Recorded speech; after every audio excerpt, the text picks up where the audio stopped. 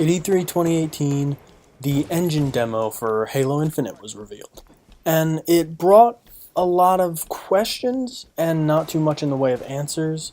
I know one of the things I saw that I was happy about was the supposed return to the classic Halo art style instead of the one introduced in Halo 4. And the background of this video is Halo 5 gameplay, which I went back to record for the sole purpose of making this, and I hadn't played it in a few months, mainly because when Halo 5 came out, there was something about it that just didn't click with me, and didn't click with a lot of people. I didn't like the art style, I didn't like a lot of things about it.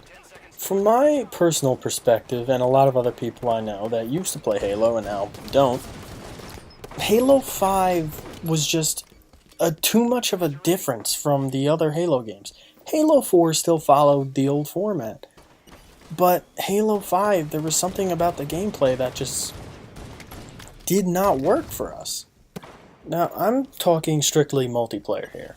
I could go on and on about the flaws with the campaign, but that's just bludgeoning a dead horse at this point. But regardless, this is supposed to be a fairly positive video, I think. But for Halo Infinite, the majority of the Halo community, myself included, honestly believes that we want to go back to a more classic style of Halo. And the art style, hopefully that's not where they stop in going back on their mistakes.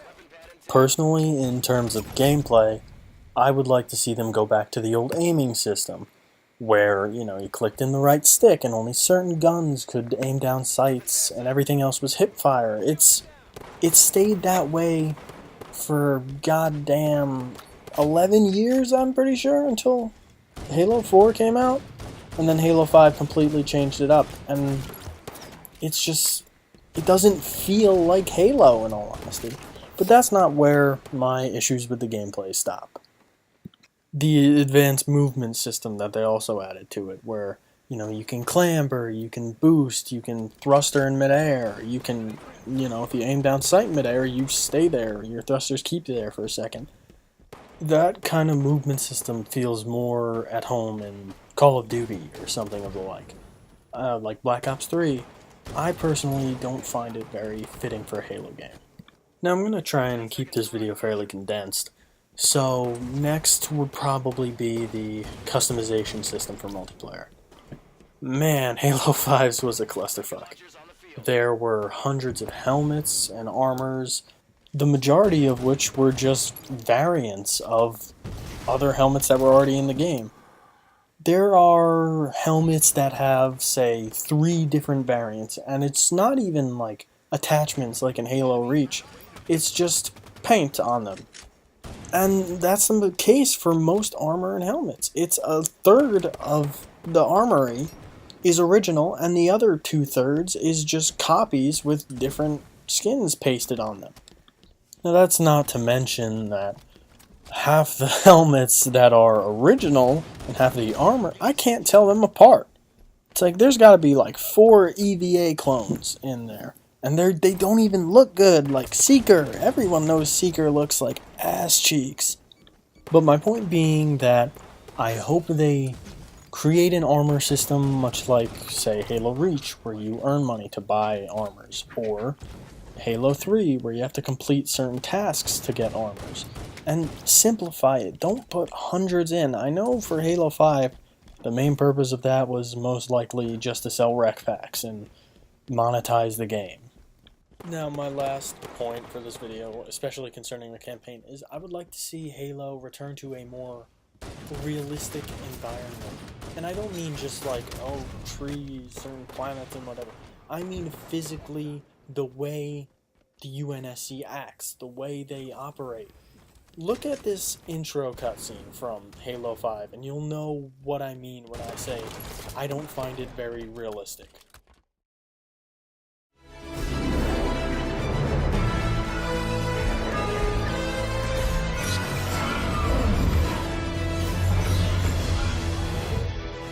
Comm check.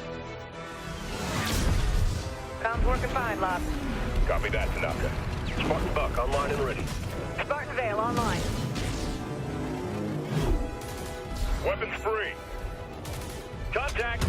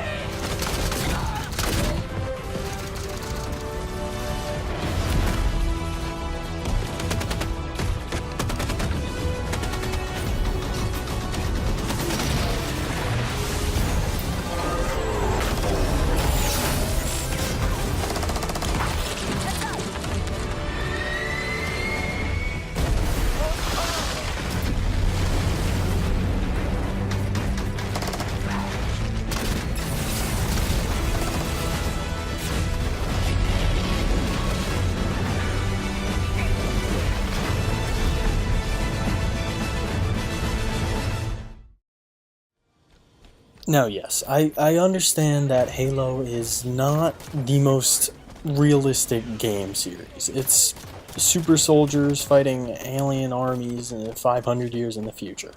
It's not the most believable thing, but it always has had a sense of being grounded in reality. Now, that cutscene was all over the place, action, balls to the wall, just not my cup of tea.